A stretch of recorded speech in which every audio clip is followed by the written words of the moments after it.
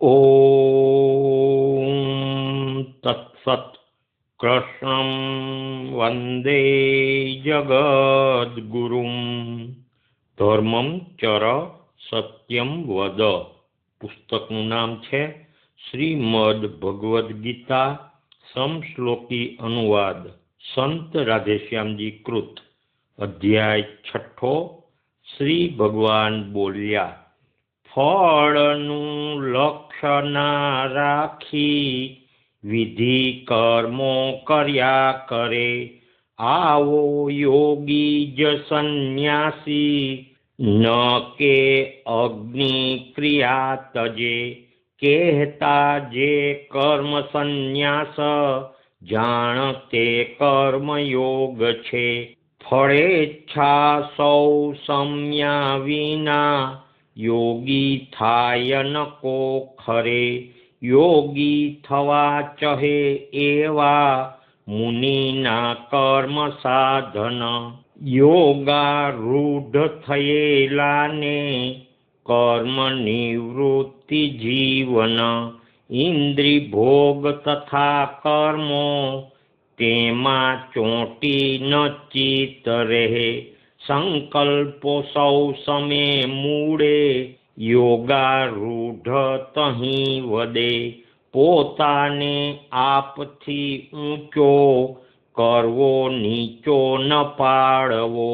પોતે બંધુ જ પોતાનો, પોતે વેરી જ આપનો. પંડે જ બંધુ પોતાનો, જહીં જીતાય આપથી. ન જીત્યો આપને પોતે, વર્તે થઈ શત્રુ આપથી. જીતેલું આપ તે શાંત, તેને તો પ્રભુ પાસ છે. ટાઢું તાતું સુખો દુઃખો, સરખા માનાપમાન છે. બ્રહ્મ જ્ઞાન પ્રતીતિથી, તૃપ્ત સ્થિર જીતેન્દ્રિય. સોનું માટી સમા માને, સિદ્ધ યોગી ગણાય જ. સુહદ દ્વેષી ઉદાસીને, મધ્યસ્થ શત્રુ બંધુ કે. સજ્જનો દુર્જનો સૌમાં, સમાન ભાવ તે ચડે. સદાયે સેવવો યોગ, યોગીએ ગુપ્ત સ્થાનમાં. એકાંતે ચિત્ત રોકીને, આશા કે સંઘરા વિના. પવિત્ર સ્થાનમાં સ્થાપી, પોતાનું સ્થિર આસન. ઊંચું કે બહુ ના નીચું, સૂત ચર્મ તળે તૃણ. મન ઇન્દ્રિય ક્રિયા રોકી, એક લક્ષ્ય રહી ખરો. અંતર શુદ્ધિ થવા બેસી, આસને યોગ સાધવો. ધડ શિર તથા ડોક, સીધા સમા ધરી રહી. નાકને ટેરવે દ્રષ્ટિ, ચોંટાડી જોવું ક્યાંય નહીં. નિર્ભય શાંત ચિત્ત રહે, બ્રહ્મચર્ય ન ભાવતા. એકાગ્ર ચિત્ત મારામાં, આશરો મુજ સેવતા. એકાંતે નિત્ય જે સેવે, યોગી મન કબજે કરી. નિર્વાણી પરમા શાંતિ, પામે જે મુજમાં રહી. બહુ ખાયે ન ખાયે કે, એથી યોગ સધાય ના. ઘણું જાગે સુવે જાજું, તેથી અર્જુન યોગના. યોગ્ય ખાન તથા પાને, વર્તને નિયમિત રહે. સુવે કે જાગતા નીમે, દુઃખ નાશક યોગ તે. ચિત્ત જે વશમાં રાખ્યું, આત્મામાં સ્થિર થઈ ઠરે. કામના માત્ર માત્ર નિઃસ્પૃહી સિદ્ધ યોગી ગણાયતે. વાવોહણા સ્થાનમાં દીવો જેમ થીર સીધો બળે. સંયમી યોગીનું તેમ સાધને મન થીર રહે. યોગ સાધનથી રોક્યું ચિત્ત જ્યાં શાંત થઈ ઠરે. તે પદે આપથી આપ જોતા આપે પ્રસન્ન રહે. ઇન્દ્રિયોની ગતિ જ્યાં ના બુદ્ધિ ના કરી શકે. તે પ્રીછી સુખ સૌ શ્રેષ્ઠ ઠર્યો ત્યાં આપ ના ચડે. જે પામી લાભ કો બીજો માને ના વધુ તે પરે. જેમાં થીર થયો તે તો ડગે ના ઘોર સંકટે.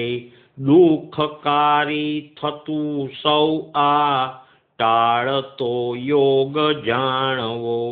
ઉત્સાહ દ્રઢ નિશ્ચયથી ખંતે આ યોગ સાધવો. વિચાર વાયુથી થાતી ભોગેચ્છા સર્વથા તજી. મનથી ઇન્દ્રિયો રોકી સર્વાંશે સર્વ વાતથી. ઝરણા બુદ્ધિ રાખીને ધીરેથી મન વાળવું. પોતામાં જ કરી થીર કાંઈ ના જ વિચારવું. જેમ જેમ ચડે ચિત્ત સંશીલું બહાર ચંચળું. તેમ તેમ કરી કબજે પોતાને વશ રાખવું. ઠરેલું મન નિષ્પાપી બ્રહ્મરૂપ સમ્યો રજ. એવા જે હોય યોગી ત્યાં વર્ષી રહે સુખ ઉત્તમ. આમ નિત્ય રહી શુદ્ધ યોગી જે આત્મ સેવતા. બ્રહ્મ પરસી મહાસુખ અક્ષય સહેજ પામતા. પોતાને સર્વભૂતોમાં પોતામાં સર્વભૂતને. મહાત્મા સિદ્ધ તે જોતા ક્ષમતા આધરી બધે. જે મને સઘળે જોતા બધું મારા વિશે વળી. તેનાથી અળગો ના હું તે હુંથી અળગા નથી. સૌ ભૂતે હું વસ્યો એક એ નિષ્ઠાથી ભજે મને. વ્યવહારે રહે તોયે તે યોગી મુજમાં વસે. પોતાના પંડની જેમ બધે અર્જુન જે જુએ. સુખ કે દુઃખને વિશે શ્રેષ્ઠ યોગી મનાયતે. અર્જુનજી બોલ્યા, આ યોગ સમદ્રષ્ટિનો જે કીધો મધુસૂદન.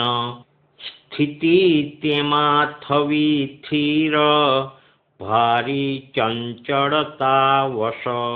ચંચળું મન જોરાળું કૃષ્ણ કાબુ ન આવતું.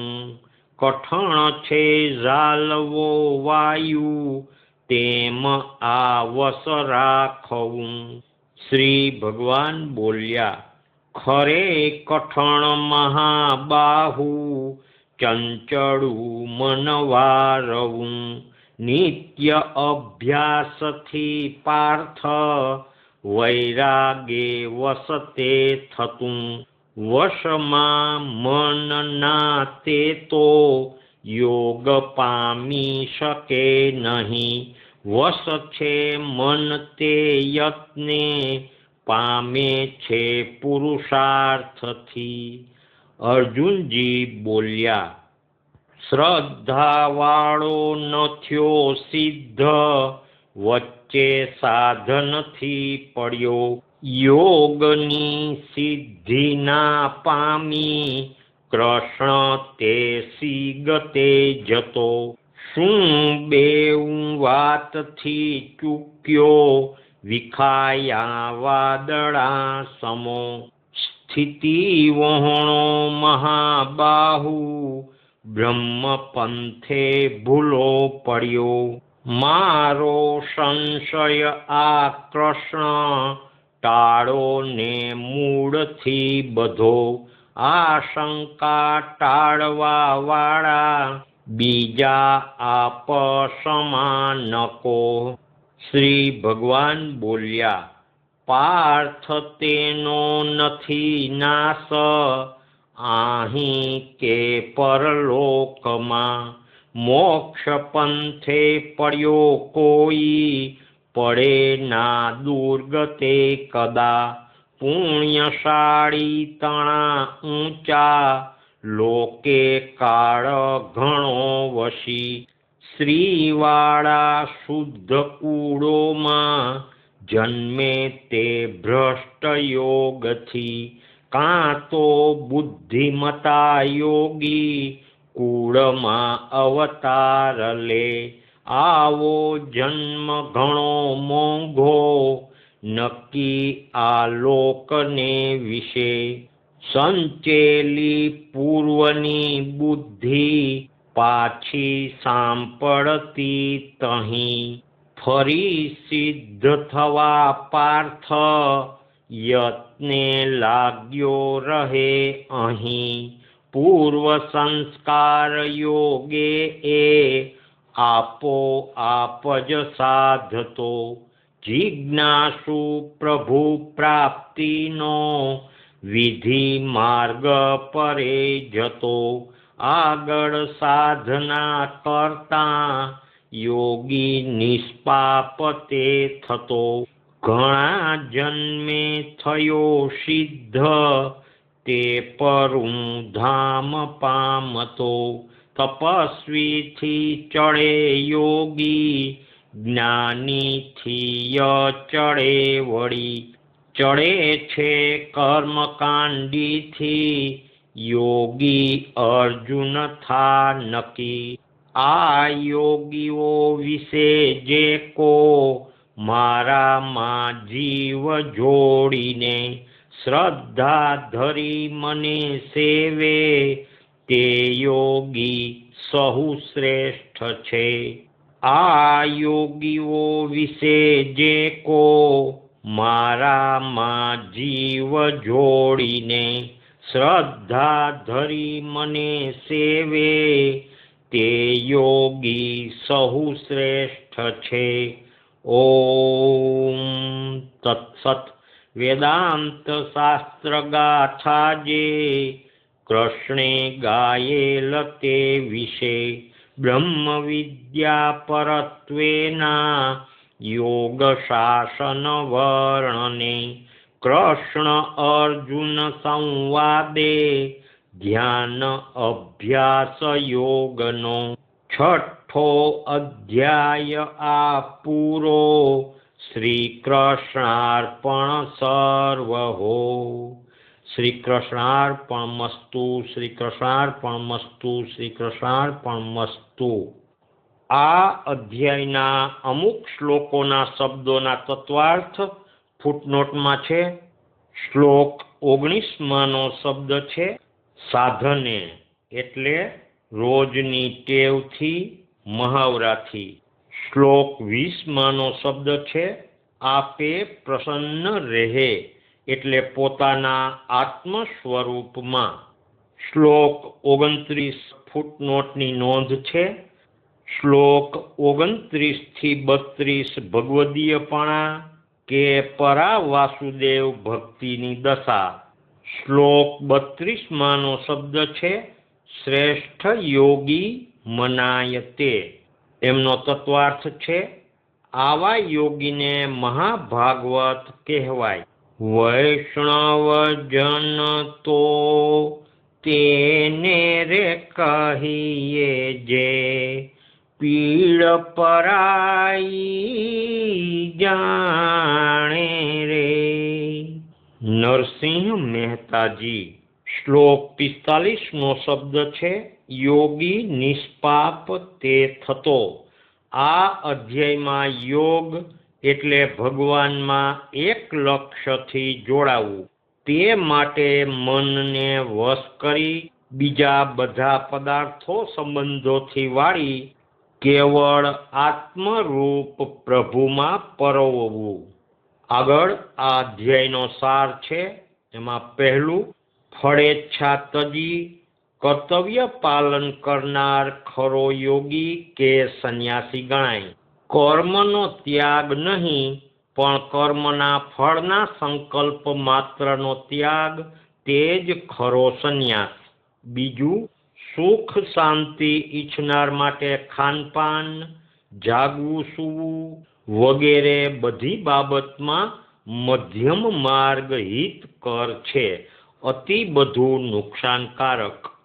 ત્રીજું, પોતાની જેમ જ બીજાને સુખે સુખી અને દુઃખે દુઃખી થવાનો અભ્યાસ કેળવવો. આવી સહજ સપ્રિય સહાનુભૂતિ એટલે વર્તનમાં બતાવેલ સહાનુભૂતિ એ શ્રેષ્ઠ યોગ છે. માત્ર કોરી દયાની દિલસોજી નકામી. ચોથું, આ જીવન યોગમાં બુદ્ધિથી પર વસ્તુનું ભાન પામવા માટે પરમાત્મામાં એક લક્ષ્ય સાધવું જોઈએ. શ્રી કૃષ્ણચંદ્ર દેવ કી જય. દ્વારિકાધીશ કી જય. રણછોડરાય કી જય. નરસિંહરામ મહારાજ કી જય. સદગુરુદેવ કી જય. રાધે શ્યામ, રાધે શ્યામ.